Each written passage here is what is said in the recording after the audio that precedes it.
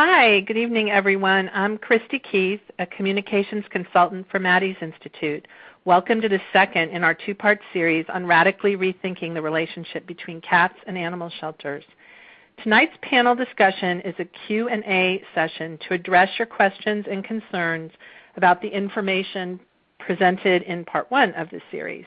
In that webcast, Dr. Kate Hurley, director of the UC Davis Koret Shelter Medicine Program, presented new solutions to the suffering, stress, illness, and death that are the fate of so many cats in our nation's animal shelters, including an array of positive alternative approaches such as shelter-neuter-return, or not taking community cats in at all if we can't offer a life-saving outcome. Tonight you'll be hearing from a panel of sheltering experts responding to questions you submitted during the first webcast via email, and also questions you submit live this evening. And I'll explain how you can submit questions in a few minutes. Joining us tonight are Dr. Kate Hurley, director of the UC Davis Koret Shelter Medicine Program, once again, Dr. Julie Levy, director of Maddie's Shelter Medicine Program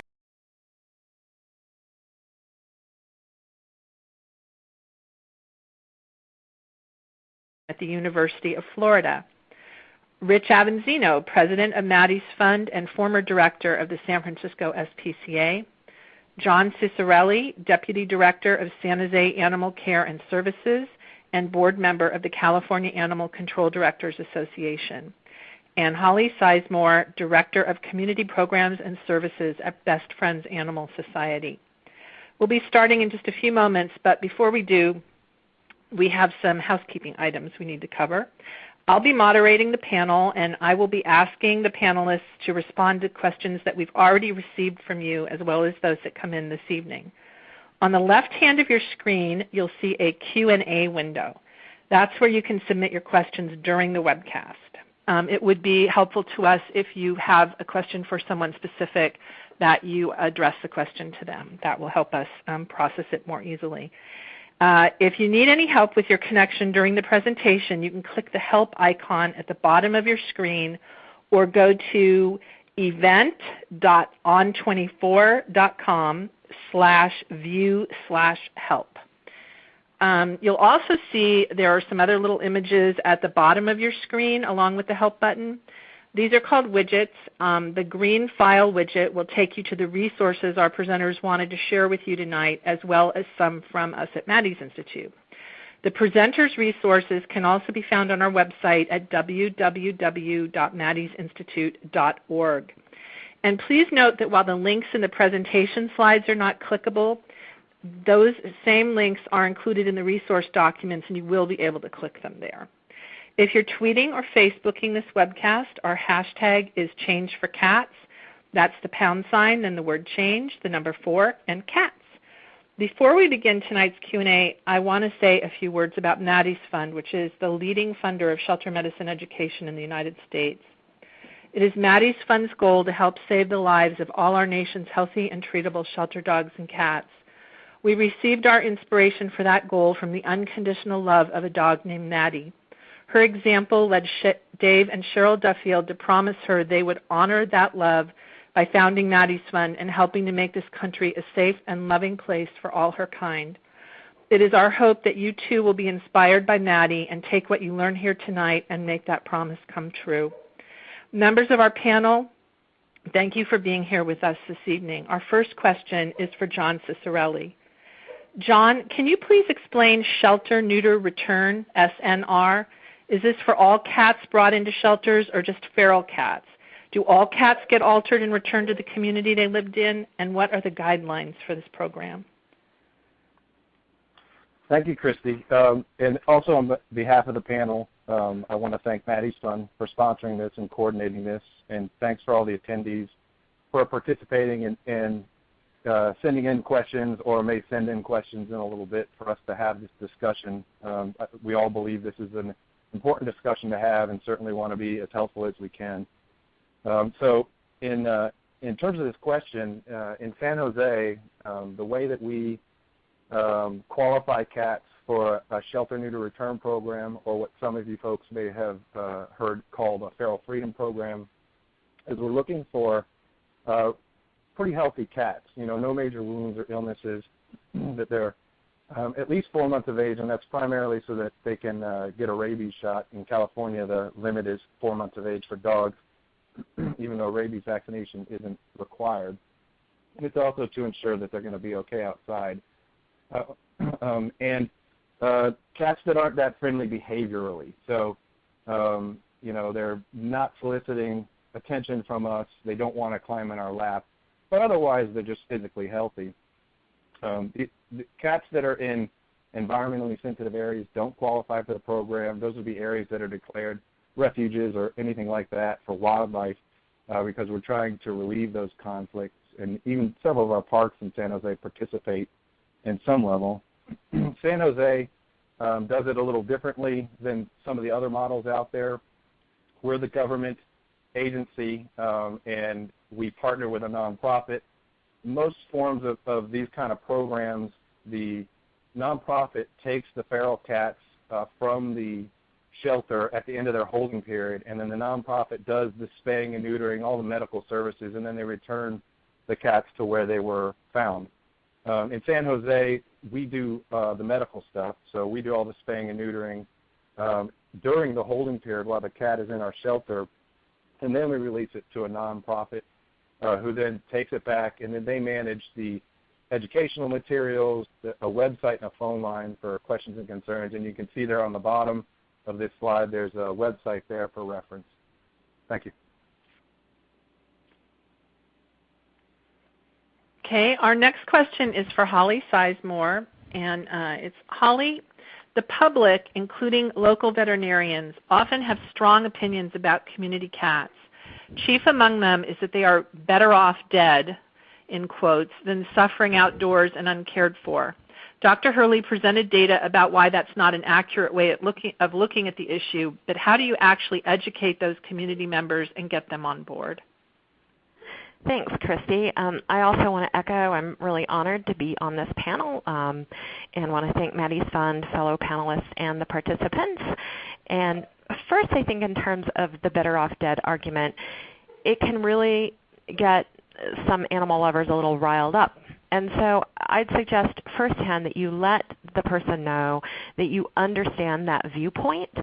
And if it's true, let them know that you too were skeptical about TNR until you learned more about it. I know I was. John Cicerelli says that in his presentation. It's a common theme amongst people I talk to who are now enthusiastic TNR converts, so to speak. And they all say pretty much the same thing, that they were skeptical until they saw firsthand how well it worked. So TNR or SNR can be a counterintuitive concept for many, and acknowledging that right away can go a long way in having the other party even be willing to listen to you. So this slide here talks a little bit about the tipping point. And for those of you who aren't aware of what the tipping point is, it's that magic moment when an idea, trend, or social behavior crosses a threshold, tips, and spreads like wildfire. That's the Malcolm Gladwell definition. And that really has already happened with TNR as a whole, just regular trap-neuter-return. If you look at this graph, you see that we've already hit that top of the tipping point. Most communities in the U.S. endorse or practice TNR. You're really a laggard if you don't. However, it is true that the concept of shelter-neuter-return is still what I would refer to as the early adopter stage. If you look at this chart, the innovators, they were out there doing it. Rick Ducharme, John Cicerelli, Best Friends, and many others. But now we're seeing a lot of early adopters, and Best Friends is partnering with a number of municipal shelters who are these early adopters. And these shelter-based community cat programs, or SNR programs, they're all hugely successful. So showing others those successes is key in educating the community. And if you want to forward to the next slide, Best Friends has a really great action kit where you can use, it must be in another place, but we have a really wonderful action kit that you can use to educate your community. And the kit gives you, and it's in the resources section here, so the link to the action kit is in the resources section here, and it gives you tips on what you can do prior to approaching your government about endorsing TNR. It includes a sample PowerPoint you can take to City Council. It has frequently asked questions and a couple of short videos. One, why TNR is better than trap and kill, featuring John Cicerelli and others. And another one about our hugely successful program in San Antonio. And really, video is a powerful influencer, so we've had great response from these videos. So check them out. That's great, and I just want to second that video is very useful. I know Maddie's has shared it ourselves, and people respond really well to it. And speaking of John Cicerelli, our next question is going back to him. John, what information and data is available comparing the cost of a program like this to so-called catch and kill and more conventional TNR? Hi again, thank you. There isn't a ton of data, but I'm going to share with you a couple things that I do know. In particular, I want to look at my own organization. And so what you can see on this slide, this is actually a slide I use to talk about what it costs to do large-scale lethal control. And the way I talk about that is by breaking down what it costs us to take care of a cat. So that's take a cat in the shelter, care for it for several days, and ultimately euthanize it. And that average cost for us comes out to about $233. You can see it's the second to last number.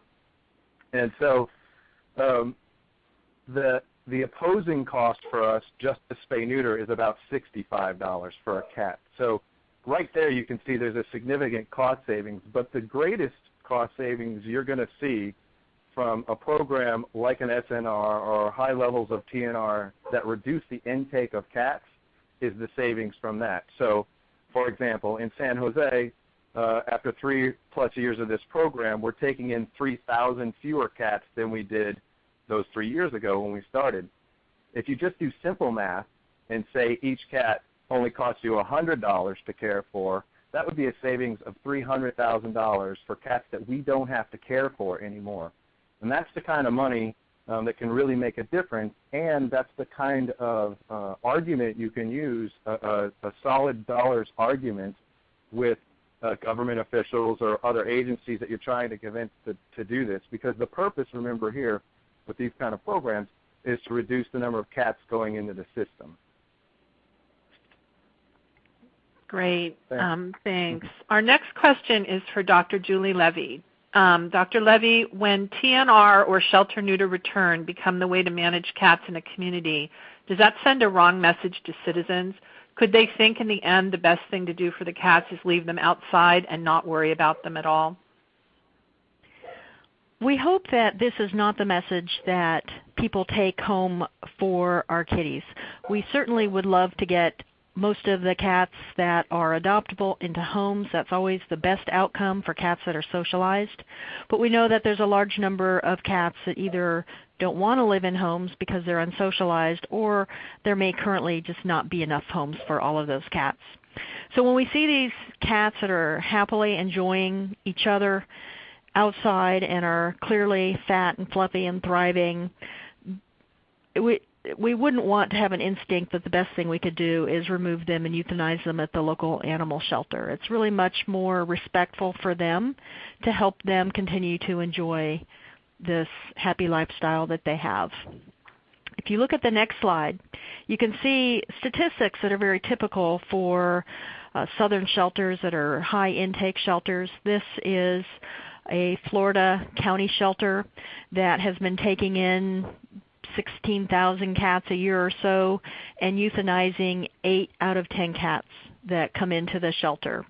And there are some people that feel like the life on the street is too fraught with risk to make it worth living.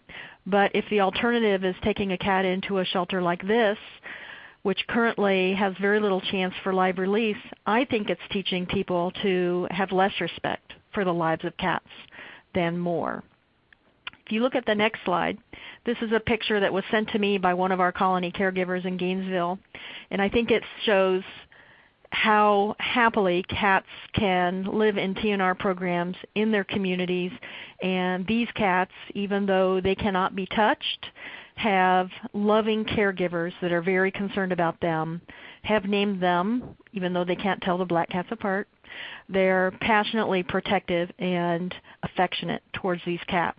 And this really is the greatest sign of respect for these animals, helping them find the best way to live safely in their community. Thank you. Our next question is for Rich Avanzino. Rich, if shelters do not intake cats, do you think that people will take it into their own hands to reduce the population themselves in a non-humane manner, or by hiring exterminators to deal with the cats? Well, it's a great question. I'd like to put that in context. Unfortunately, with open admission shelters and with a lot of effort to make it easy for people to bring in cats, we still have animal abusers in almost every community of the United States. Even when it's easy for cats to be surrendered to shelters, there are some bad people, fortunately a very few number, but there are some bad people that do terrible things. When we start new programs, it's not unusual for people to talk about, oh my gosh, if we don't do what we've always been doing, then there will be some more suffering. For instance, in San Francisco, when I used to be involved with the San Francisco SPCA, and we were supporting feral cat colonies, people worried that the people who were animal abusers would go out to the feral cat colonies with baseball bats and other bad things and do terrible things to these animals. While that fear existed and while that concern was real, the reality never came close to any indication that the feral cat colonies were in greater danger by bad people. Same thing as when we implemented owner surrender fees. People said that people would abandon the animals and that the animals would be on the streets and they would suffer from illness and injury and hit by car incidents. Those fears never materialized. Additionally, in California, where it's illegal to trap and bring raccoons to shelters, at least that's my understanding, people do not go out and torture the raccoons or the opossums or the skunks. The vast majority of citizens of our communities respect the fact that these animals are precious, that they deserve our protection, that while they might be a nuisance now and then, there's something that is special about sharing our environment, even with these animals that are in urban and suburban environments that get into garbage cans and make some noise and sometimes cause disturbance.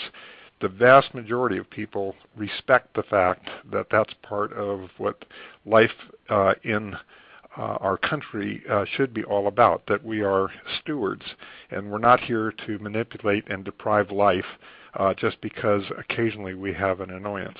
So yes, there are animal abusers out there, but I think all the evidence points that when you have these kinds of programs in effect, there is no increased incidence of the animals having harm. And the alternative is to bring them into shelters, like Julie was saying, and see them die by the millions because we don't have a better alternative. That kind of reality has got to be changed. I think everybody recognizes that killing healthy and treatable dogs and cats in American shelters is a tragedy that deserves to be ended real soon. Thank you so much, Rich. Thank you. The next question came in. It's for Dr. Julie Levy, who has definitely had some experience with this in her community. And it's a little bit of a long question that we definitely shortened there on the slide, but I'm going to read the entire question as it came in so that people can understand the context. Dr. Levy, how can we organize to change the minds of local governments that have laws or regulations they say don't allow programs like this? Examples are laws against TNR, bans on the feeding of outdoor cats, requirements in animal control contracts that cats not be returned to their habitat, ordinances that permit or require animal control to pick up so-called nuisance and stray cats, not just dogs, or even laws that require cat owners to keep their cats indoors or on their property. Well, this certainly is a common situation that is faced in many communities. And I think the first thing to do, though, is to actually pull a copy of the law and make sure that's what it really says, because we have repeatedly found that law enforcement agencies and animal control agencies are working a lot of times off of tradition or off of internal policy that's not actually legislated in local laws. So very often when you go and you look for the letter of the law, you have much more flexibility than we thought we had. However, some of the laws are draconian and they do have these kinds of obstacles in them, in which case it's up to us to have some lobbying effectiveness of our own. So in those cases it's important to get together a small group of respected community leaders and to address policymakers as a group with data showing why these things need to change. We recently had a little experience in our community government where we wanted to change some adoption policies in our shelter, and we took one of the largest philanthropists and our grant organizer, and we went one by one into county offices meeting with our commissioners and our county managers, and they were very relieved to see that we weren't asking for money because everybody normally asks for money. We just wanted the flexibility to help the shelter do a better job. And it was amazingly successful. And so almost overnight, policies changed, and the shelter director was then liberated to be more creative and flexible in their job. But then if it does come time to revise the code, and I would recommend thinking long and hard before doing that, because we have seen disasters such as Tallahassee, Florida, where a fairly innocent attempt was made to change a code, and then trap-neuter-return opponents got wind of it, and they ended up with a code that very literally prohibited TNR. So that backfired. So if the code could be better but nobody's enforcing it, or it's not getting in the way, I would probably leave it alone. However, I would like to share some examples of the Jacksonville Municipal Code, which is my favorite code for community cats. And it starts with some description of why the code is written this way, and it says that the city recognizes the need for innovation in addressing the issues presented by feral, free-roaming, and other community cats. To that end, it recognizes that there are community cat caregivers and acknowledges that properly managed community cats may be part of the solution to the continuing euthanasia of cats. And I have personally never seen a municipal code before that is so poetic in explanations of why it looks the way it does. And if we can look at the next slide, it defines community cats as any free-roaming cat, to catch my slides up, that may be cared for by one or more residents of the immediate area who are or are not known, and a community cat may or not be feral. So this is amazingly flexible. It acknowledges that there might be someone caring for the cat, but we may not know who they are, and that community cats include friendly cats as well as feral cats, and that community cats shall be distinguished from other cats by being sterilized and ear-tipped. Qualified community cats are exempt from licensing, stray, and at-large provisions of this ordinance, and may be exempt from other provisions directed towards owned cats. Again, very friendly, supportive language that is there to encourage TNR, but not to penalize our friendly, free-roaming cats. On the next slide, they get into more detail about community cat management and require that cats be sterilized, vaccinated against rabies, and ear-tipped. What I love is that it says if a person is providing care, the cats must be fed daily and cats must not be allowed to suffer. But it actually doesn't require that there be a known caregiver. And there is a caregiver certification program that may be implemented by the city. And this is important because sometimes we have caregivers who are a nuisance.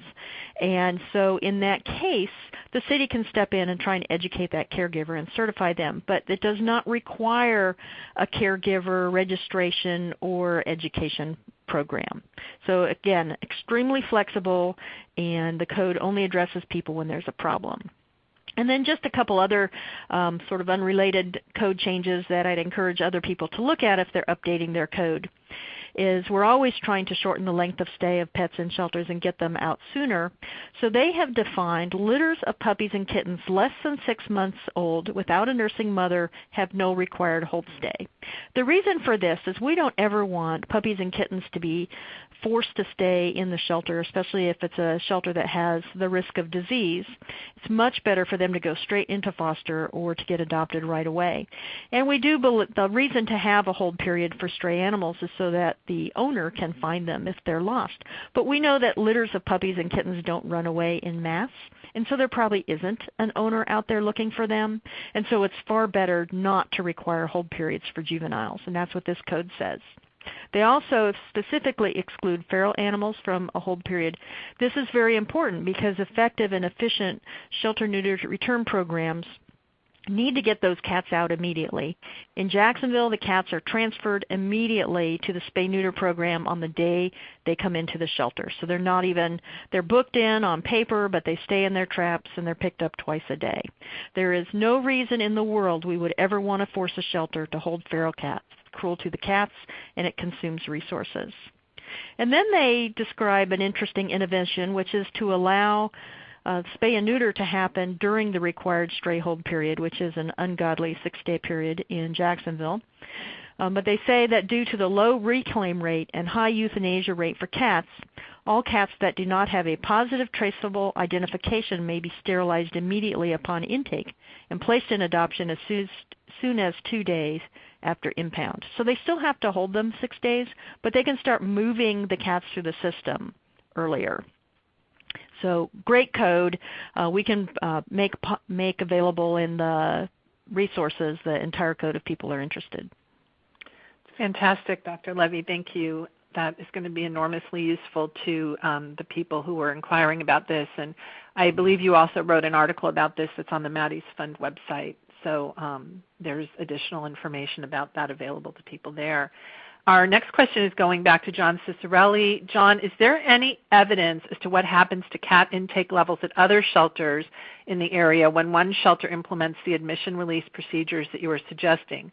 For example, when the San Jose Animal Shelter changed its practices, were there any recorded impacts upon other shelters or the community in general? Thanks. Yeah, when we started our program in San Jose, we're actually part of a Maddie's Fund-inspired coalition. We have 5 brick-and-mortar shelters in our county, San Jose being one of them and 4 others.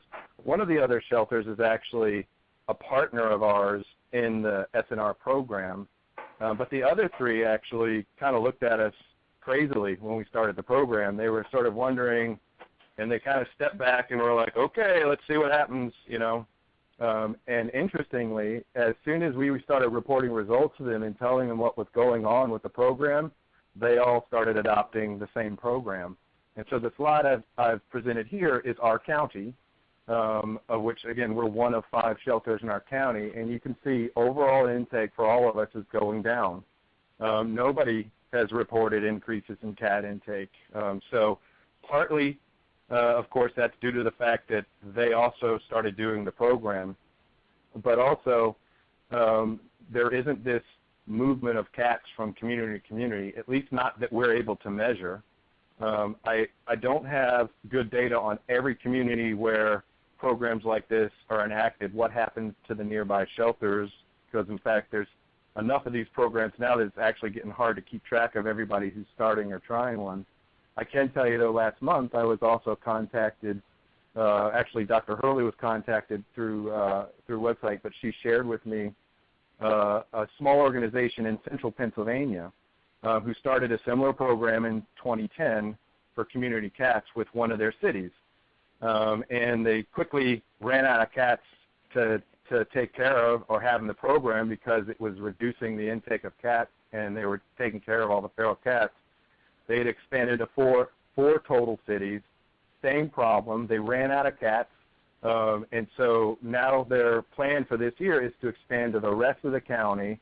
And, in fact, now, even though they're sort of founded and based on this community cat kind of programming, they're planning to stretch out and reach out to start helping dogs in their community, too, because they're finding they have the bandwidth. So those are 2 examples where intakes didn't go up in other places.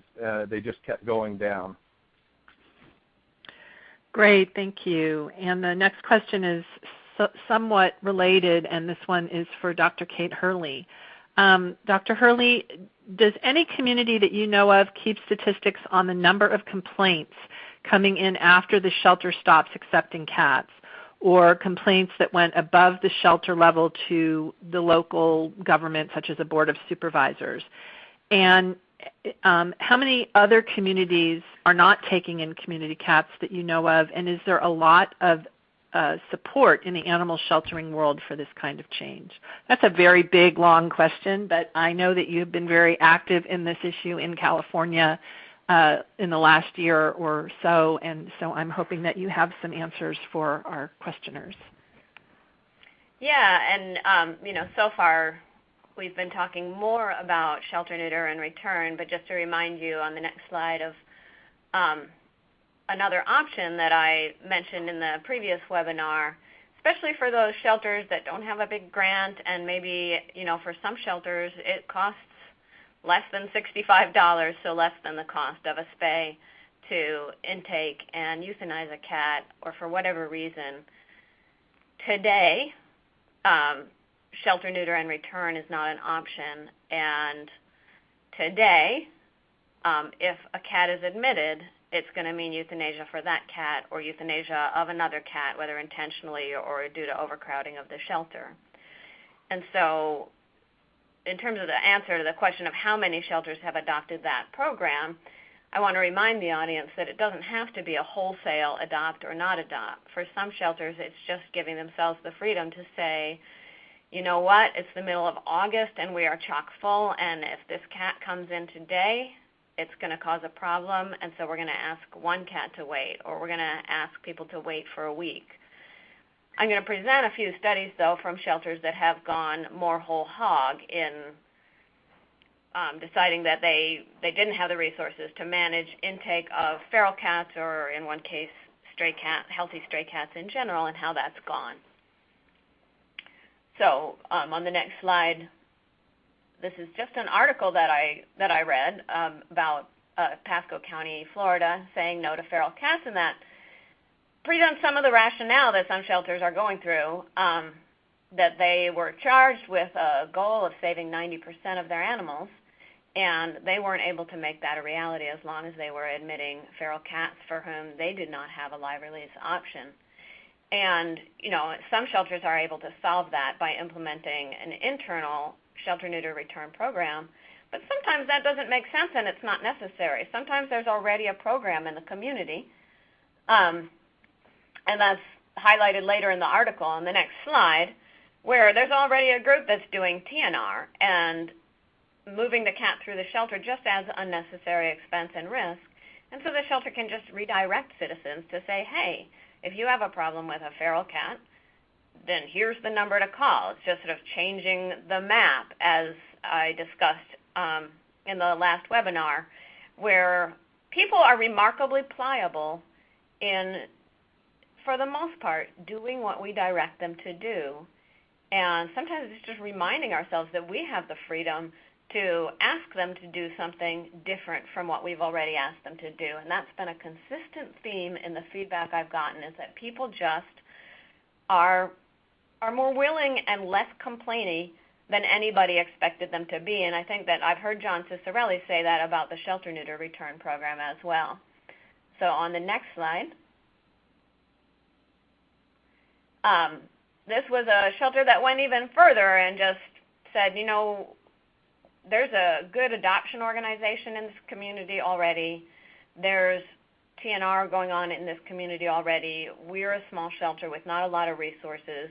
We're going to focus on taking in and caring for sick, injured, and orphaned kittens that really need our care, and we're not going to take in healthy stray cats. And we're going to redirect our efforts instead to working with citizens to find other alternatives or work with organizations in our community that are already offering those services. And there's live links if you want to. I think one of the interesting things is to just look at how these different programs have been presented. And I was shocked by that. I was like, really? Wow, not taking in healthy strays at all. And the feedback that, again, was received is, except for a few people that have been unable to have a reasonable conversation with, which there's always some of those, once we explain to people why we've changed our policies, they usually understand.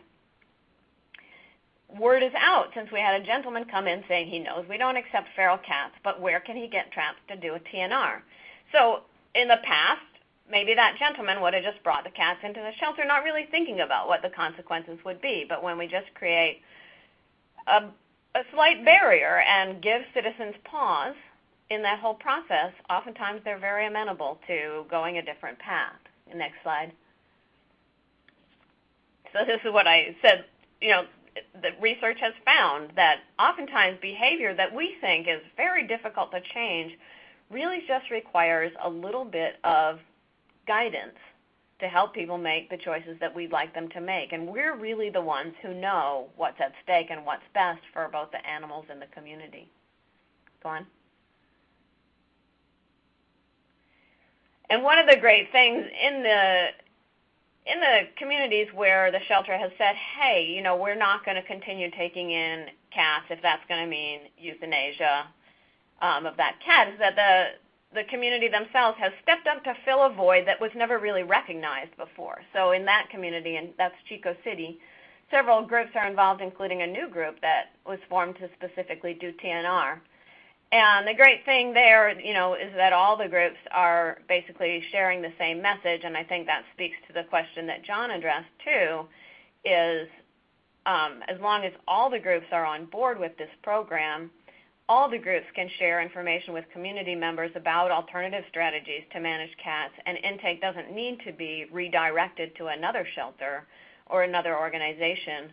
We all need to help solve the problem in another way other than euthanasia. Next slide.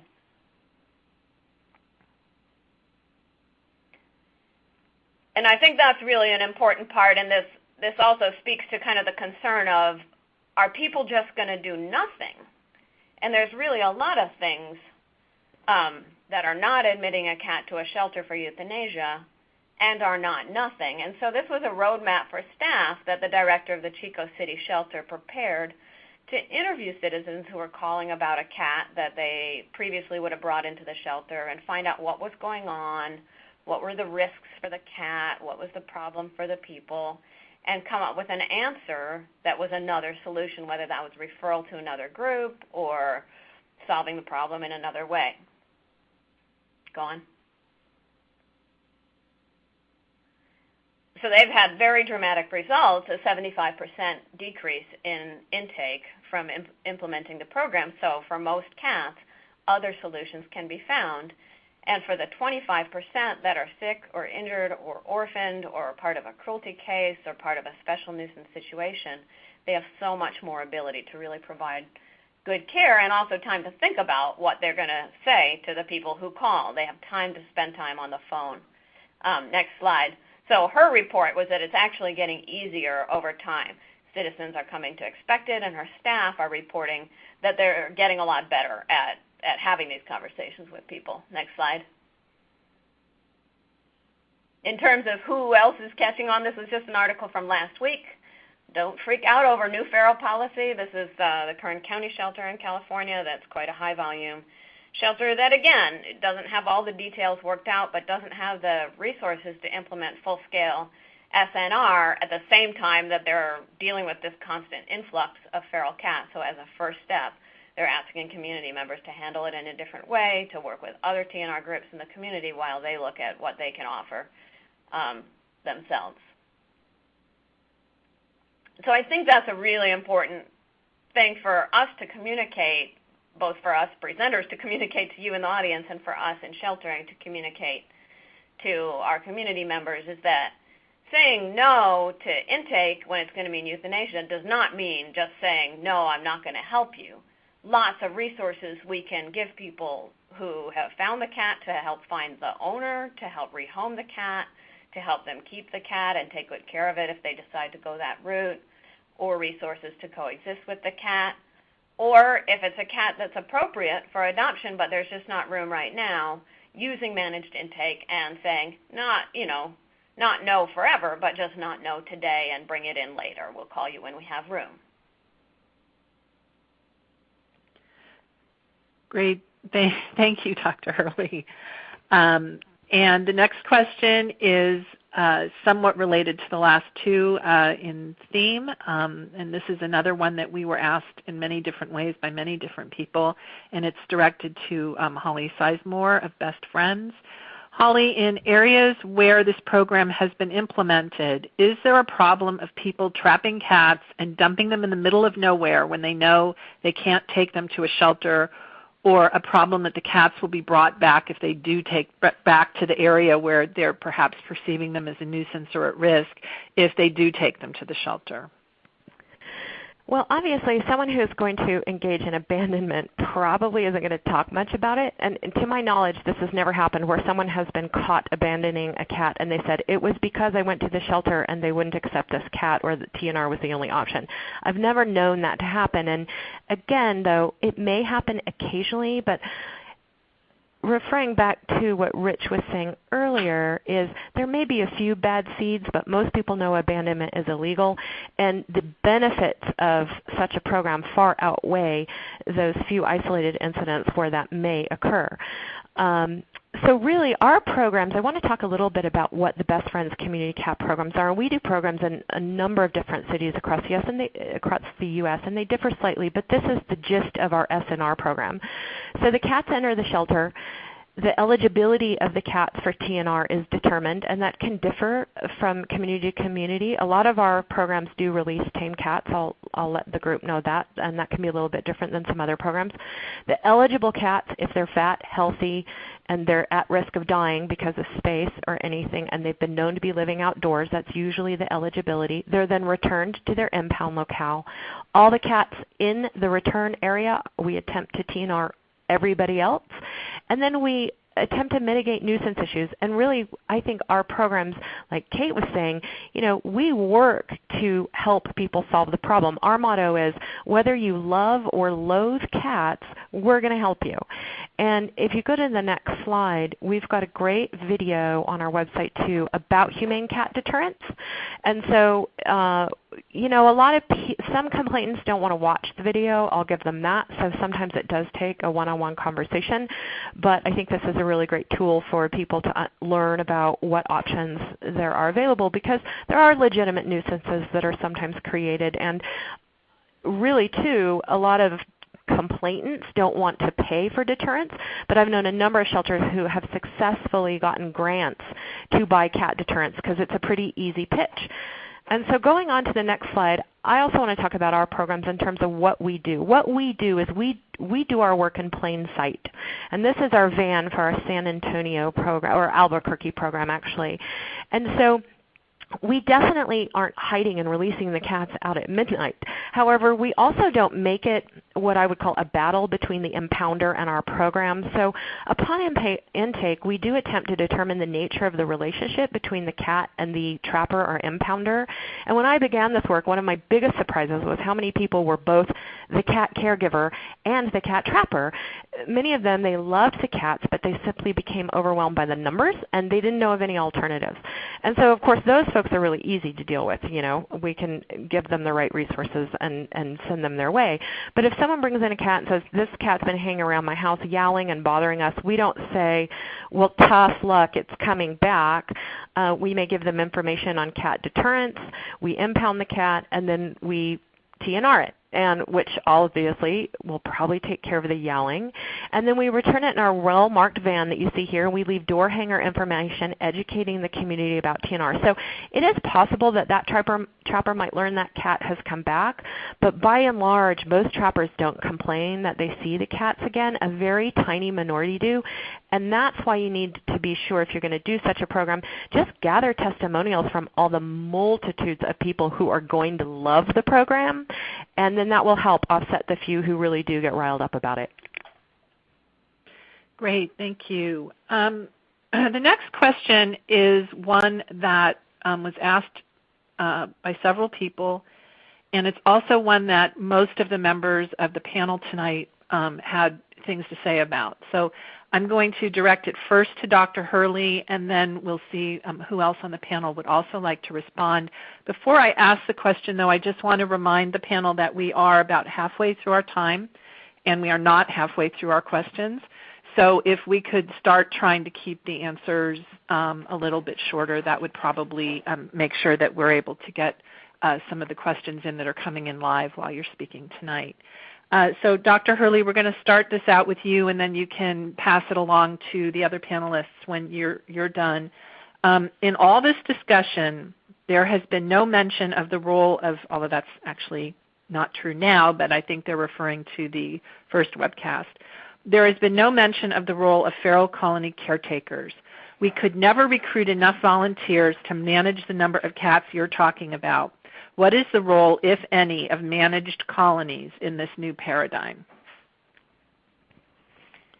So I'm going to go back to a slide that I presented in the last webinar, just reminding us of the general health of community cats, both when they present to TNR clinics and when they present to shelters. And remember, when we talk about these programs, we're only talking about targeting cats that present healthy and in good body condition. If they're emaciated, if they're frostbitten, if they're injured, then we're going to admit them to the shelter and find another solution. So I think the question is, do cats need to be part of managed colonies to survive? And I think we already actually know the answer. Next slide. If you think about how are most community cats cared for, where do most community cats live? Do they live in a big old colony with 20 or 30 cats and a formal caregiver? Or are they living in ones and twos in backyards and alleys and by dumpsters and on people's back porches?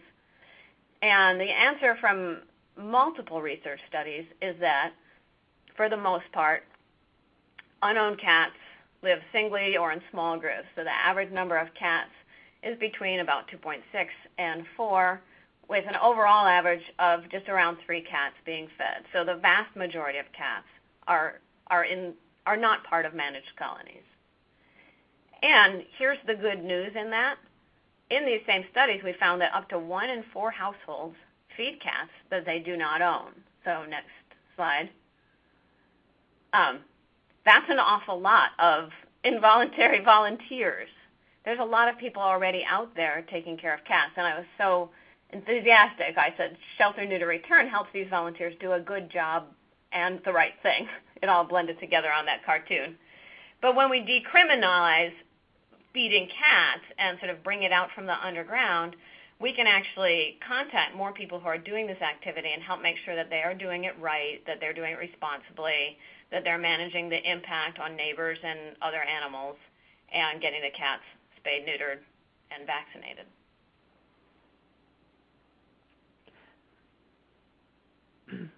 Before we go on, do any of the other panelists want to respond to that question? Or do you all feel comfortable with Dr. Hurley's answer? Yeah, this is Holly. I love Dr. Hurley's answer, and I would say our definition of a managed colony here at Best Friends is even if they are 1 or 2 cats, if it's someone who's caring for it, we consider it a colony and managed. And so we look at it a little bit differently, but agree wholeheartedly with the concept in terms of many of these animals are coming in healthy and happy, and we can assume that they are being cared for. Anybody else? Okay, I'm going to go ahead and move on to the next question, which is for Rich. Rich, this is a big picture question. The concept of the open door or open admission shelter has been an important one in sheltering for a long time. Does this paradigm change for community cats mean retiring that term in practice? And if so, doesn't that seem like a change people will have a hard time accepting? Well, Christy, I'm an old dog, and in the 35 years that I've been involved in this work, like it or not, we're experiencing a phenomenal amount of change. Change is hard, but when I think back to when I started my career in animal welfare, we didn't have cell phones, we didn't have personal computers, we didn't have social media. And in the animal world, we were euthanizing at the very beginning something called a high-altitude chamber to put an end to an animal's life. There was no such thing as spay-neuter before release. People had not even thought of the idea of vaccinating on entry. feral cat colonies were taboo, and TNR was hardly a fledgling idea. All of those things demonstrate to me that while it is in fact difficult to find a new path, our industry and society in general has to embrace change. There is no alternative if we stagnate and stay back in the past, if we don't look to the future and figure out what our real role is. I mean, it is our responsibility to end the euthanasia of healthy and treatable animals. And I don't think there's anybody in our work that doesn't honestly believe that. So even though it is going to be uncomfortable sometimes to embrace new ideas, to try new approaches, and to radically rethink what we've done in the past and what we have to do to be a better steward in the future, we are going to do it even if we don't want to, because that's what is going to be demanded by society, by funders, by municipalities, by the people of this country who love their animals. When we ask people who have pets, what do you think of your relationship? They say they're family members. And we are not treating family members right when they go to shelters if we're killing them by the millions. Thank you, Rich.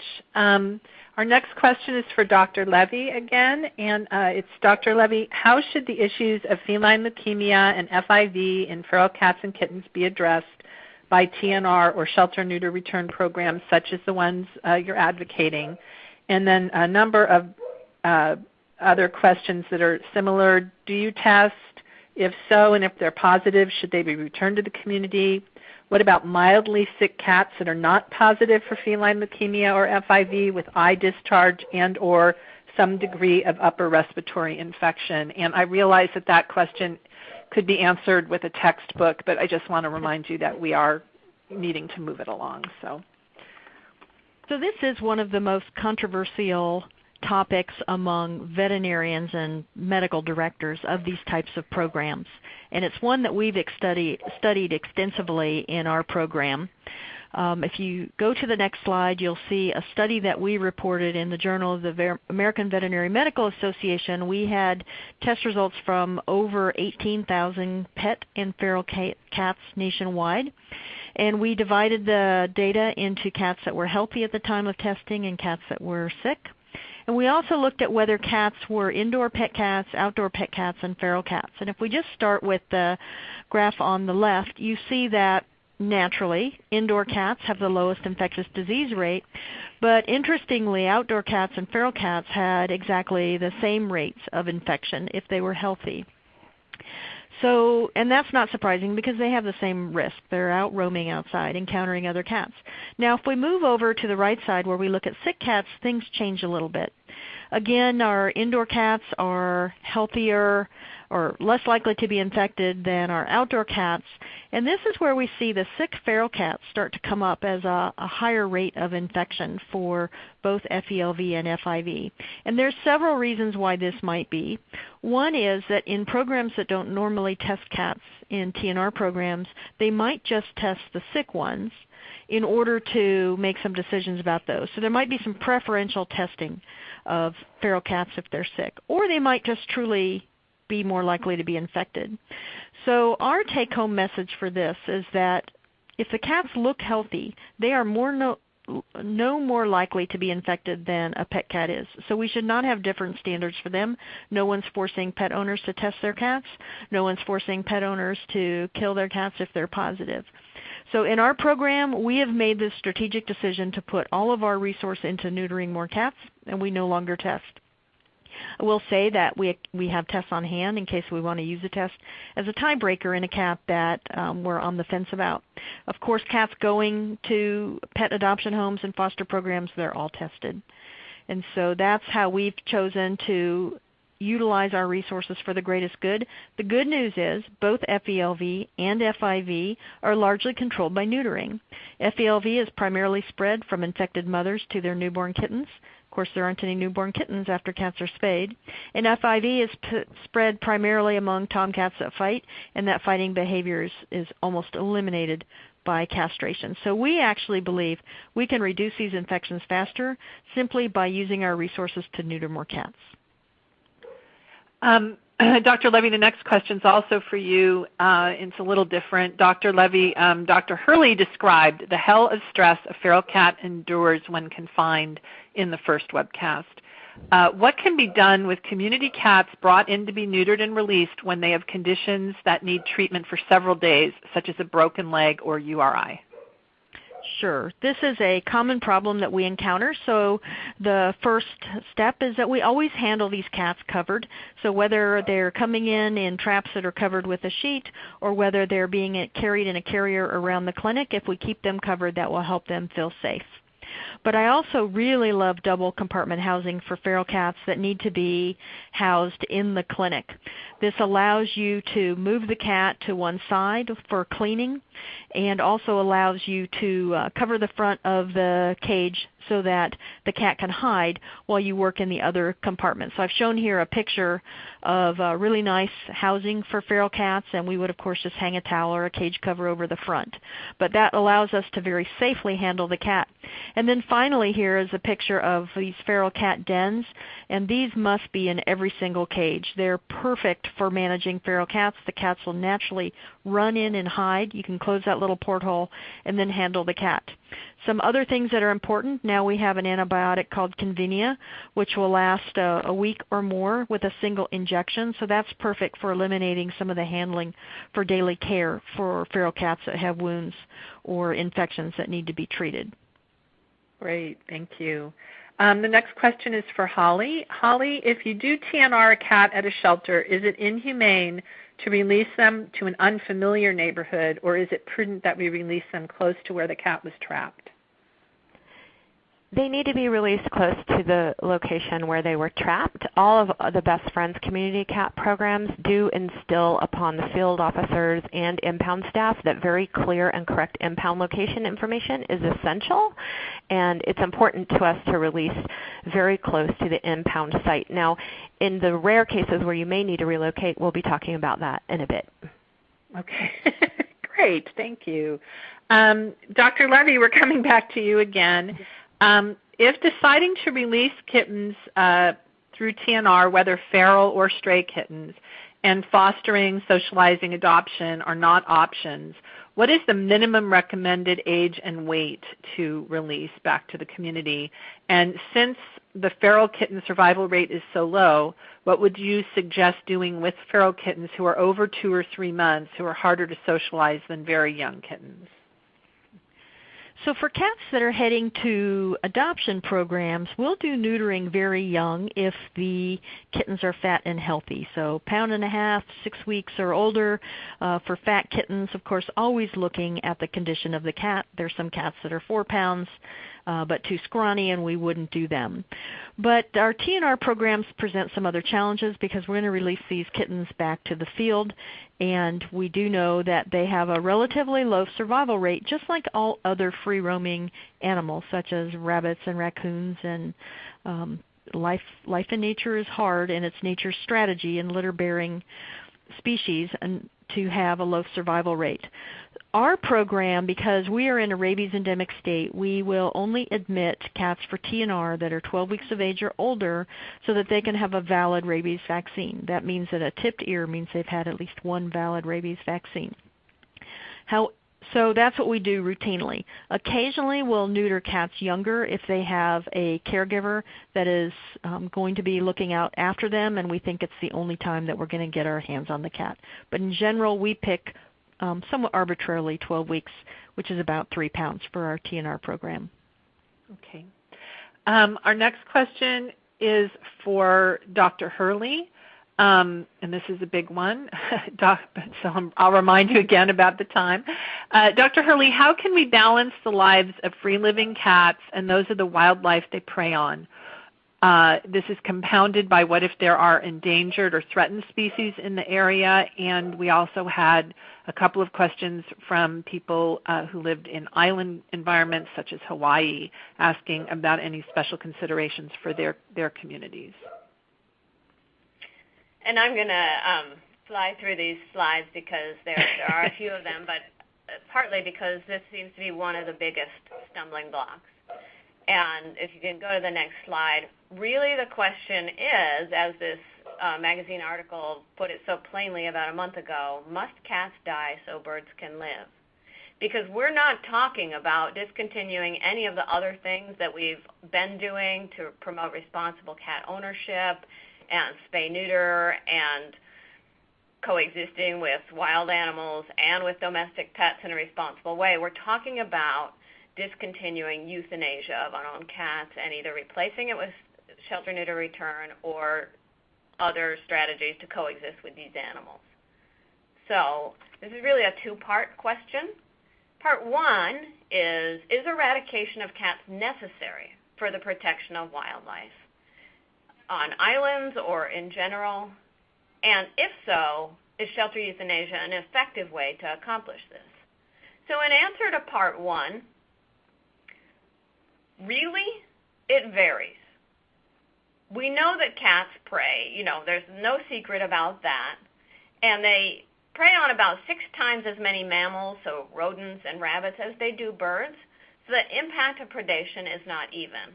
And like other predators, predation tends to be targeted at weak, sick, injured animals that may be less fit for survival in general. And there's many conservationists who believe that predation doesn't actually cause mortality.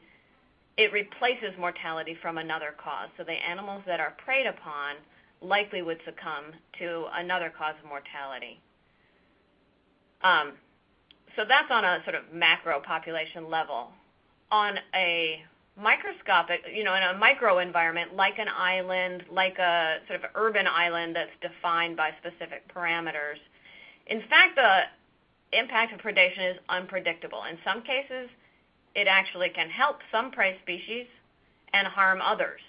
And removal of the predator likewise has unpredictable effects. And this is an article that just came out in Conservation Biology looking at the effect of wildlife services and control of predators on a large scale in the United States, and looking at a meta-analysis of predator removal in 113 systems found prey populations actually declined in 54. So in almost half the cases, removal of the predator actually reduced the abundance of the prey species it was designed to protect. And oftentimes that's because the predator was also controlling other species that might have competed for food, for nesting sites, or might also have preyed on the species of interest.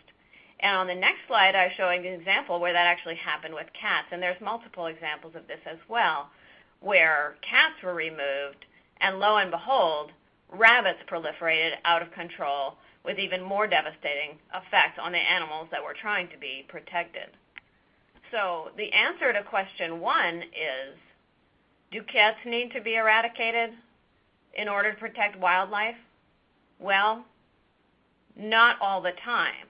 In some microenvironments, predation by cats is actually beneficial to some native species, particularly likely to be beneficial to birds in some cases because they prey preferentially on rodents that might otherwise eat birds' eggs or compete for resources. In some microenvironments, small islands, it's been demonstrated to be helpful to remove cats. And most probably in most of the United States, in most urban areas, even in Hawaii or a larger island, where the habitat is already very disrupted by humans and many other species, probably the effect of predation is neutral. The reality is, and this is difficult, but specific research is necessary in each microenvironment where we might be considering attempting to eradicate cats as a predator in order to serve a prey species. And we need to follow up in those environments to make sure that eradication of cats didn't trigger an unintended cascade of negative consequences. So then what about part two? In those instances where we say eradication of cats would be a good idea, or maybe we just want to do it just in case that might help the species of wildlife that are at risk, is shelter euthanasia a good tool for this? And this is the part of the question that gets a lot less discussion, but it's really a lot more important. Because no matter what you might think about how good of an idea it is to eradicate cats, if shelter euthanasia is not a good tool to do that, then we are not good partners in that process, and we might as well stop our part. Here's the reality. I talked about this last time. At least 50% removal is required for eradication. There's an estimated 30 to 80 million unowned cats in the United States. Nobody believes that we're euthanizing more than about 2 million in our nation's shelters. Rich Evanzino just gave an estimate even a little bit lower than that. And nobody is trying to increase that number. And yet, if you just do the math on that, we'd have to up our euthanasia between 8 times and 20 times as much in order to hit that 50% goal. And every study is consistent in reporting that removal short of eradication is not useful. It simply leaves a niche open that is filled by other animals. So it leaves more resources available, other animals reproduce to fill that spot. Next slide. And this is a study that just is a good reality check on what does it really take to eradicate cats and how does shelter euthanasia potentially fit in. This was a review of feral cat eradication on islands, and these were all smaller islands, quite a bit smaller than, say, Hawaii. And on average, in successful campaigns, almost 3 different eradication methods were used, and the top 3 were leg hold traps, hunting, and poisoning. So on small islands where eradication was achieved, it was using methods that we can't imagine would be acceptable on any kind of scale in the U.S. So the real question we should be asking, presented on the next slide, is not must cats die so birds can live, but can cats die so birds can live? And the real answer to that, on the next slide, is no. We cannot euthanize enough cats through shelters to eradicate them, even on a fairly small scale, such as on a mid-sized island. And the methods that would be successful in eradicating cats simply wouldn't be tolerated. And so if we discontinue that activity as an apparent solution to the problem where we think we're helping birds by euthanizing some of the cats, and we're really not, we can focus our attention on better solutions. And I just want to skip past the next couple of slides, which are an example from another species. You can certainly look at those on your own. But just to think about what are all the ways that we can support the lives of free-living cats and the lives of the wildlife they prey on, well, there's lots of things that we can do. This is taken from the Portland Audubon website that really have nothing to do with cats, but that can be profoundly effective methods to help wild animals, acknowledging that euthanizing a few of the cats is not one of those things that we even can do, even if we would. And here's the great news about shelter-neuter-return. If you think, just in case, maybe it's a good idea to have fewer cats out and about in communities, well, the evidence is strong and building that shelter-neuter-return accomplishes that, as well as making lives better for the cats that are targeted. San Jose, as John mentioned, has seen a 25% decrease in intake, also almost a 20% decrease in the number of DOA cats that are picked up. So evidence that there's just fewer cats out and about causing risks for wildlife. And that is my answer. Thank you. I just wanted to mention really quickly that in John's program, as in other programs, it's important to find solutions other than return for those cats in really sensitive microenvironments. But when we're not filling our shelters with all the cats, we can really do that in those microenvironments where it's needed. Great. Our next question is actually about relocation, and it's for Holly Sizemore. And Holly, what happens to established managed colonies if they experience a change in care, such as cessation of feeding or nearby development, or, as Dr. Hurley mentioned, other reasons that the community may have for wanting to move them? Do they relocate themselves, or do we need to relocate them? And if relocation has to be done, what makes it successful? Well, what we find in our programs is since when we release the shelter cat, we go out and try to identify his buddies so that we can get entire colonies fixed. So we're out in the field a lot talking to neighbors, and what we have found in our experience is that oftentimes cats do have multiple caregivers, and a lot of times these caregivers don't even know about each other. So we help network those caregivers amongst one another, and if people do call us that haven't had interaction with us or our program, we encourage caregivers who may no longer be able to care for the colonies to talk to their neighbors, find out if someone else is feeding them, because there's oftentimes a lot of people feeding the same cats, and then make arrangements for someone else to take over, slowly move the food source towards the other caregiver property to ensure all cats know where to go.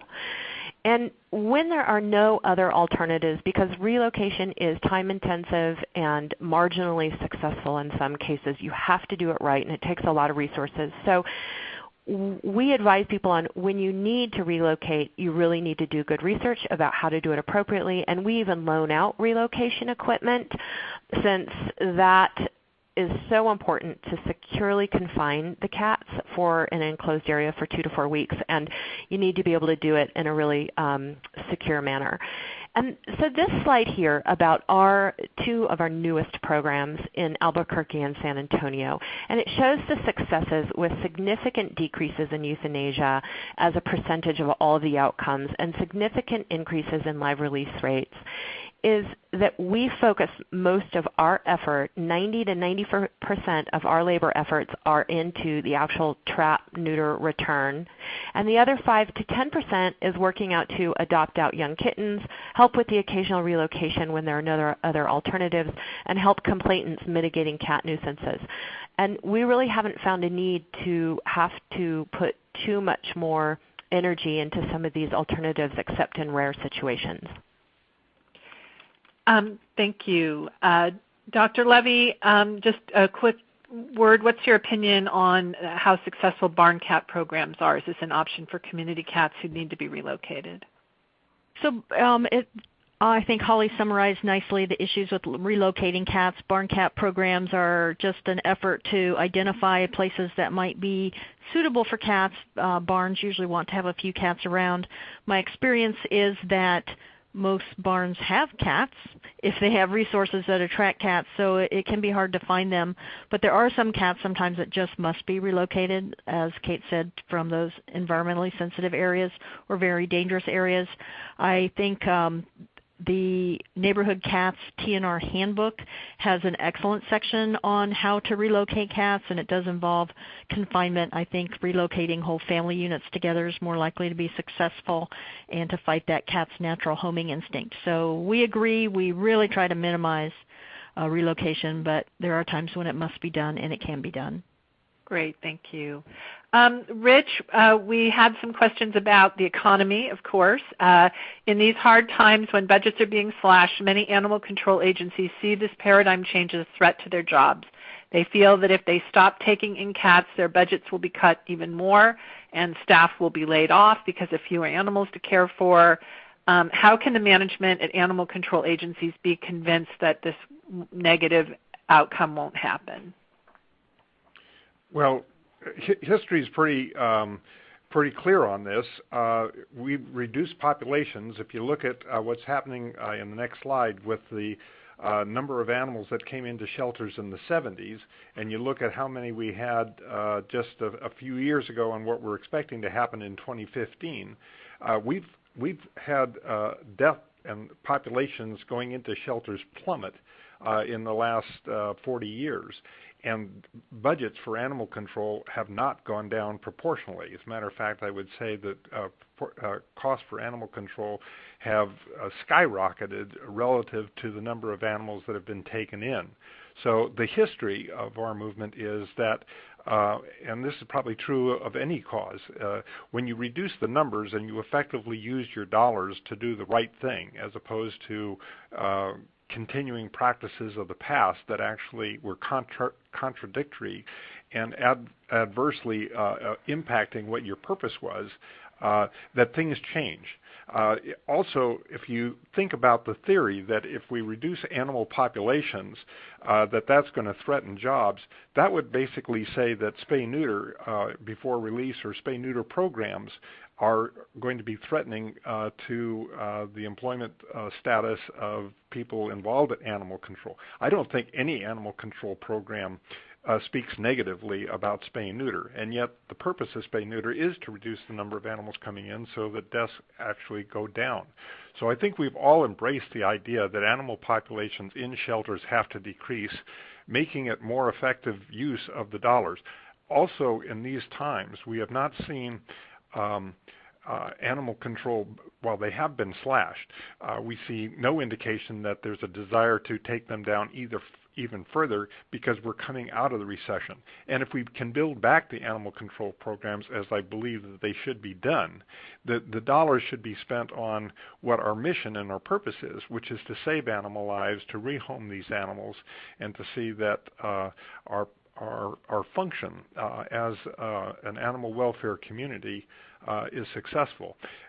To basically say we don't want to stop the killing because it'll reduce the number of people employed or it'll result in a budget decrease, I think is such a ridiculous argument that I think anybody that would put that out there would be embarrassed to suggest that, because it obviously is totally contrary to why all of us, animal control agencies, humane organizations, animal welfare groups exist.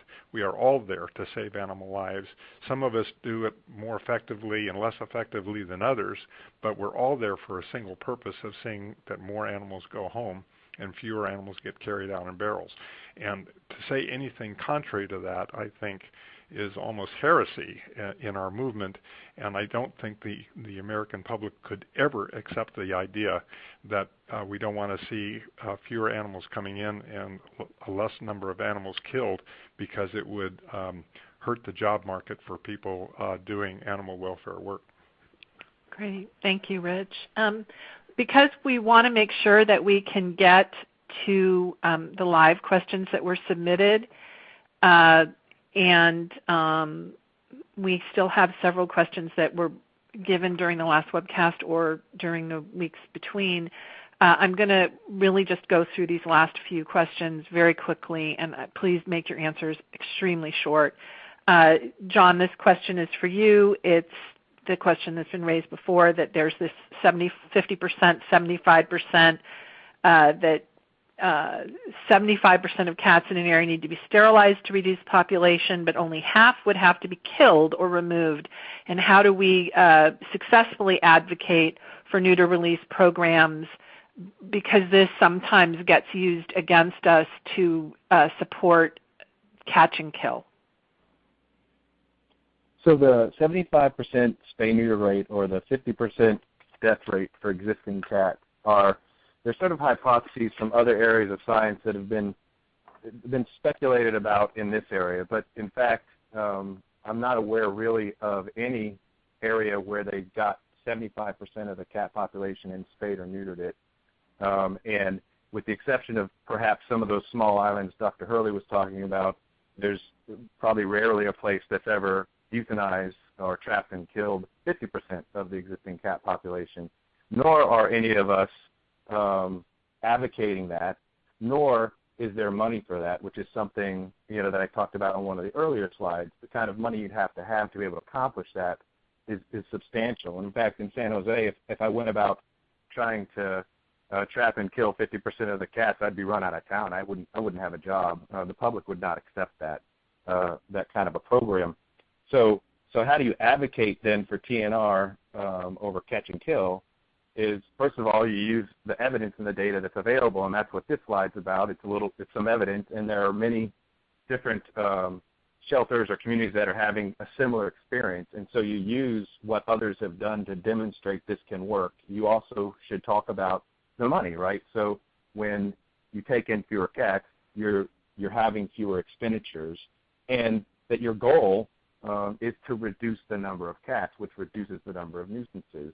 So the targeting through programs like an SNR program seem to have a great deal of effect. This program only spays and neuters about 2,500 more cats a year, yet we have an estimated cat population of 400,000. So we get nowhere near that 75% neuter mark, yet this is the only program we change, and you can see some dramatic results. So quick in a nutshell, we can move on to the next one.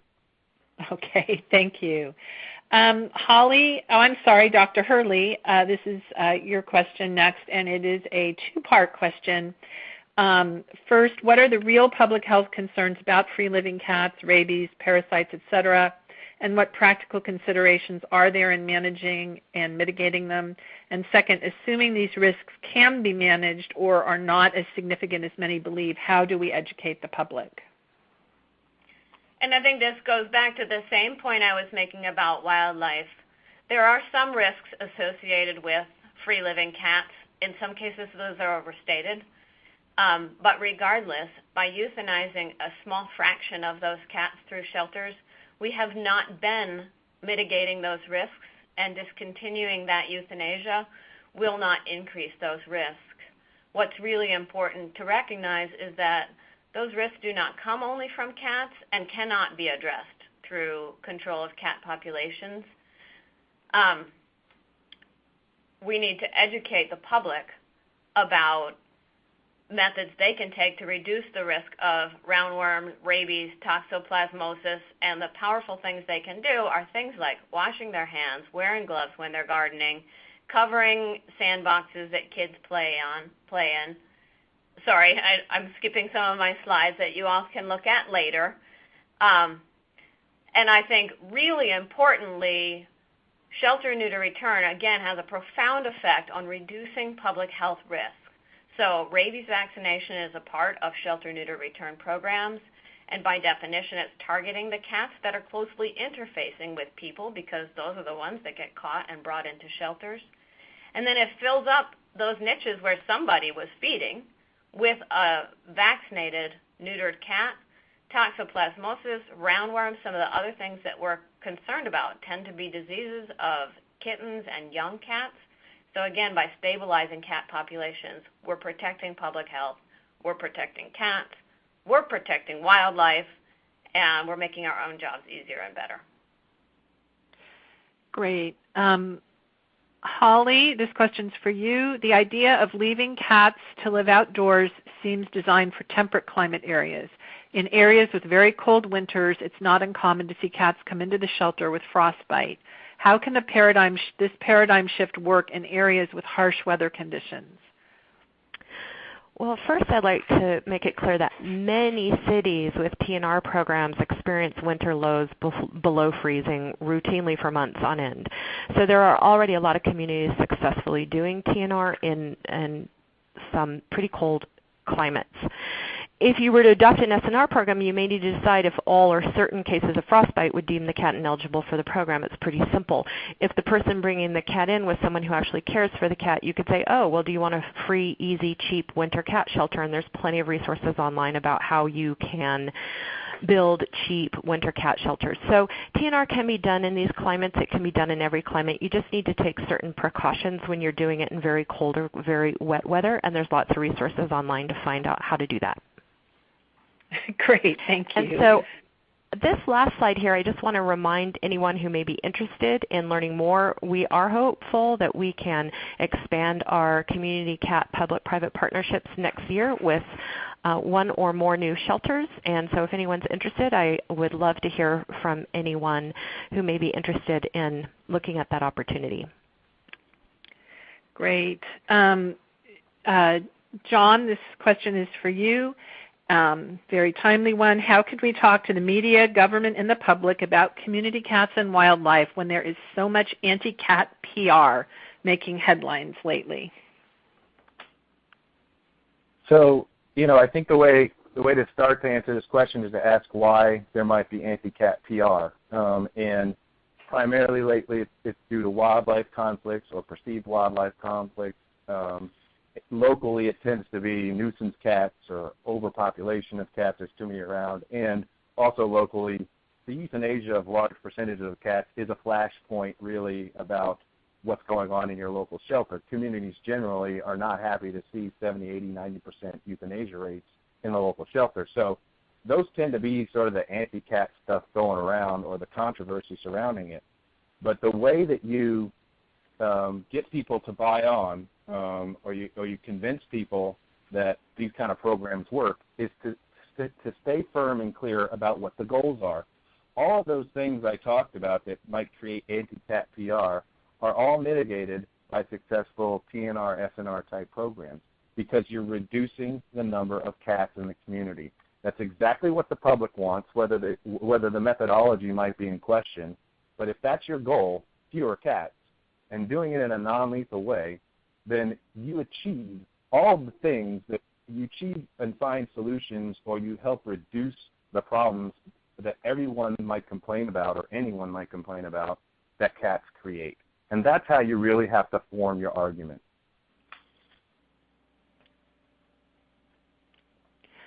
Okay, great. Thank you. Was that it? I saw you had one more slide. Yeah, I was just trying to move along. Move along. Thank you.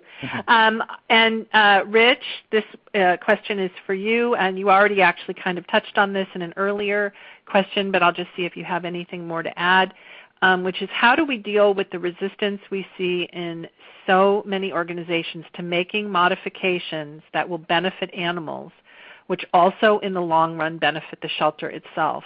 Institutional change is hard. What works when it comes to getting those agencies and groups on board? Well, I think it really works with programs like we've had over the last hour and a half. I think we've provided some excellent information which can be used to target the various constituencies of the target groups. For instance, if we're talking to government, it's all about reducing cost. If we're talking to the public, it's the fact that what we've done in the past just doesn't work. If we're talking to animal lovers, it's about the importance of saving lives and how this relatively easy policy modification can make a sea change difference in helping our best friends on four legs have happy and wonderful lives. And then if we're talking to shelters and the people working there, this goes to reducing their overcrowding problems, their sickness problems, and the tremendous number of animals that are dying. People working in shelters don't want to continue on the way we've done it in the past. Nobody likes to see an animal die. Nobody likes to take a life of an animal that should be able to exist in our environment. And so if we focus our message to the constituencies and the stakeholders who are instrumental in bringing about the sea change difference, then we can be successful. And I think what all of our panelists have done over the last hour and a half is bring out some excellent statistical, scientific, fact-based information that could all be utilized in achieving that goal. Fantastic. This is a question from somebody who's in the audience tonight. The new paradigm depends on more spay-neuter, more low-cost, accessible, free spay-neuter. But most rescue groups are already stretched financially. How do you reconcile that? And if anyone really wants this question, I was thinking Dr. Hurley might want to weigh in, but is there anyone who'd like to take it? I'd like to throw in, if that's okay, and then Dr. Hurley can add. I'd like to mention that our community cat programs, many of them are thanks to the generous funding of PetSmart charities, and they are a very large funder of spay-neuter programs, and I would encourage anyone interested in growing their spay-neuter programs to check out those opportunities with PetSmart charities. Great. Anybody else want to weigh in, or I'll go to the next question. John. Go ahead. I just want to add that when you look at some of the examples I've been giving and doing things like Dr. Hurley suggests, which is to step back and take a breath and maybe limit some admissions, you begin to free up some resources to try to do these other programs. And so even from existing resources, if you change how you're approaching cat issues in your community and reduce how much time and effort you have to spend on sheltering and euthanizing them, then you free up capacity to start investing in more progressive programs. Excellent. Okay. Here's another question from one of the audience members tonight. How do we overcome the attitudes of animal control agencies who place priority on people in the community who complain of nuisance behaviors and support killing as the solution? And who would like to take this question? Dr. Hurley, I know you actually spoke a little bit about this, and I think, John, you have too. Would either one of you like to take it? I think I'll encourage John to take it as animal control. John? Yeah. So, I think, this is a question that does come up, and I've talked about it in other presentations. And one of the things I think that tends to, where you have situations like this suggests, the relationships typically between the shelter and the community aren't as good probably as they can be. And trying to enhance that relationship through local nonprofits and organizations through other means first can sometimes open the doors to be open to these kind of ideas. So doing a fundraiser for the local shelter, volunteering and helping them with an event or down at the shelter or with some other program other than something like a TNR or an SNR program, and building that trust helps. But also, of course, exposing them to this information. This whole idea about how angry the community is going to be, I can tell you, is a myth. And we've talked about it in some of these slides tonight, and we talk about it constantly in our presentations about there's a variety of myths about what might happen. And so helping them to understand or see the data, the surveys, the experiences, right, of agencies that have gone through this and didn't have those problems, that helps them to start to see the light.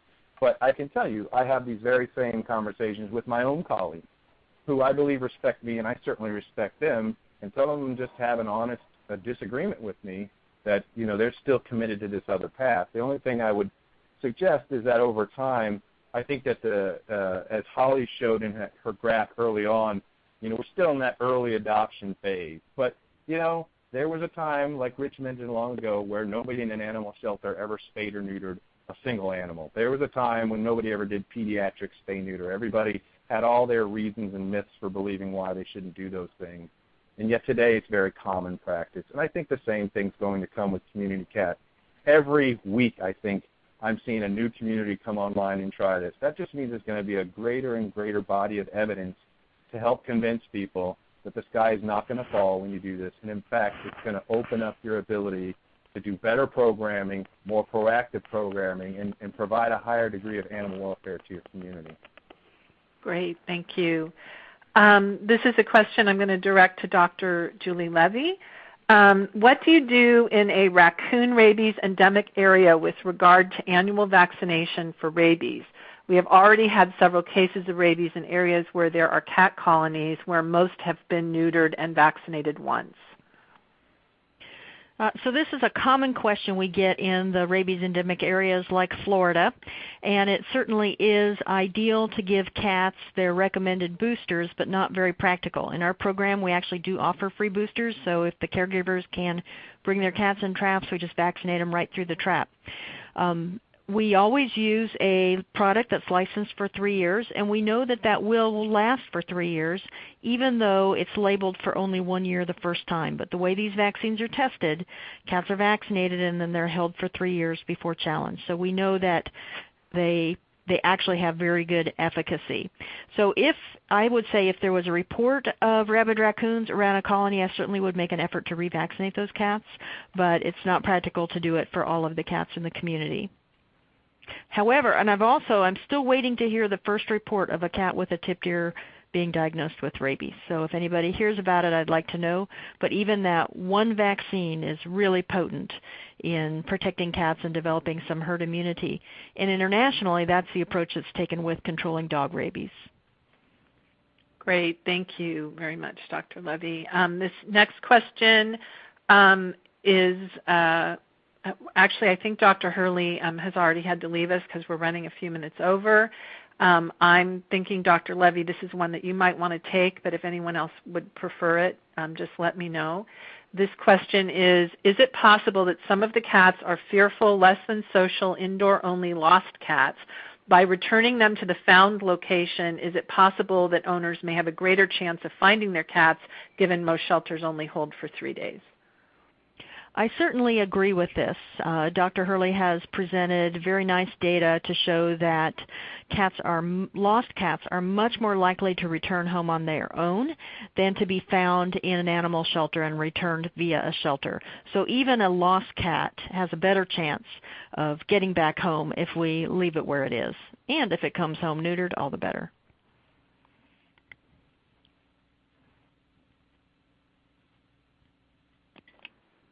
Sorry, I broke my own rule of muting while I was typing something to the team. I'm just checking to see if we want to continue with more of the questions. We have run over a little bit on time, but I'm going to send a few more to the room so that you can all decide. This is a question for someone from northern Maine who's new there. Is startled by the number of cats living in colonies in old unused barns. I'm really sorry, but the question has just disappeared for me. I'm guessing you can probably see it there. I can see it. Would you like me to read it? No, I've got it back now. Okay. It just blanked out and came back. What you think, how you would suggest approaching what seems to be an overabundance of unowned cats in rural poor areas without the potential for a community of human advocates sufficient to care for them. So in other words, I think we're kind of going back here to the issue of caregivers, caretakers, as opposed to just cats who seem to be living on their own. What are the best ways to approach getting those cats neutered and vaccinated in rural poor areas? I'll take a stab at this one. This is Holly, and Best Friends is headquartered in a fairly rural area, and we're lucky enough to have good resources that we really were able to work long and hard. I mean, people here care about the cats too. I wouldn't say that people don't care in rural areas. Many, many times they do. It's sometimes, in my experience, you just see larger numbers of cats just because there's been fewer programs. So it really is about taking it maybe one colony, one area at a time, and you do need to be thinking in terms of, well, if a lot of these people do care about them and they want to do right by them, so it's about educating people who may have not known how to care for these cats appropriately.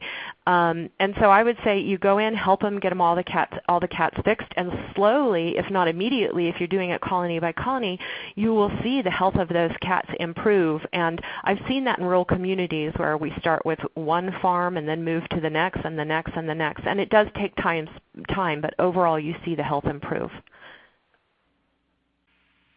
Do you ear-tip spay-neuter-return cats that are already fixed, especially when you have a strong suspicion that they're owned? Our staff is worried that we'll ear-tip one of the owned cats that 40% of Americans let outside. Thanks for jumping in on that one, Lynn.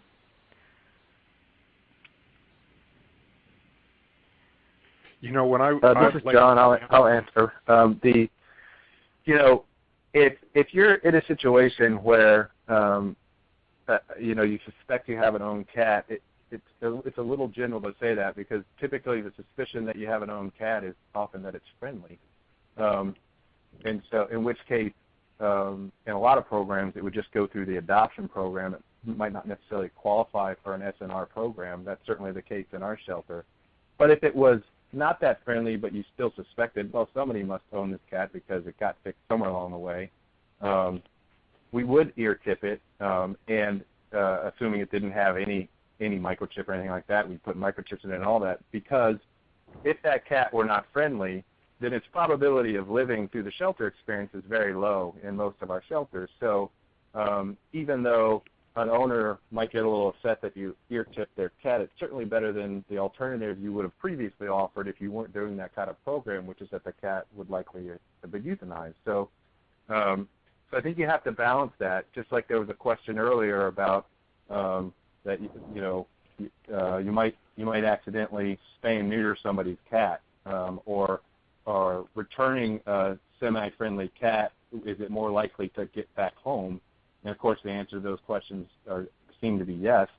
But again, the flip side of that is, what would have been the alternative? If the cat was not friendly and couldn't qualify for an adoption program, the alternative in the past would have been euthanasia. And now at least the cat has come home. Even though it might be minus a couple parts, it's still going to get back to its owner. If I could just jump in, this is Julie, and comment on our program. We actually do TNR all community cats, whether they're friendly or not. So we don't deny cats access to spay and neuter just because they purr. And we do ear tip all cats even if they are already spayed. And we have done over 38,000 TNR cases since 1998, and I would say we've had less than a dozen complaints about ear-tipped cats. Our code does require that cats wear a license, and nobody puts a license on their cat, and so basically any cat that comes into our program and brought by a member of the community is already violating the law. But it really is not an issue at all for us. Thank you, everyone. That is all we have time for tonight, and we at Maddie's Institute want to thank Dr. Hurley, Dr. Levy, John Cicerelli, Holly Sizemore, and Rich Avanzino, as well as all of you who came for your time tonight. Before you go, please click on the link to take the survey. It might have been blocked by your pop-up blocker or be on a different screen. If it is, we'll be emailing you the link, and we'd appreciate it a lot if you could take a few minutes to respond to it. We hope that you've checked out the resources in the widgets at the bottom of your screen, but if not, we'll be emailing the links to those to you, as well as sharing a link to the archived version of tonight's webcast when it's ready. And we have already published the archived version of the first webcast in this series, which is available on our website at maddiesinstitute.org, and then just click on webcasts.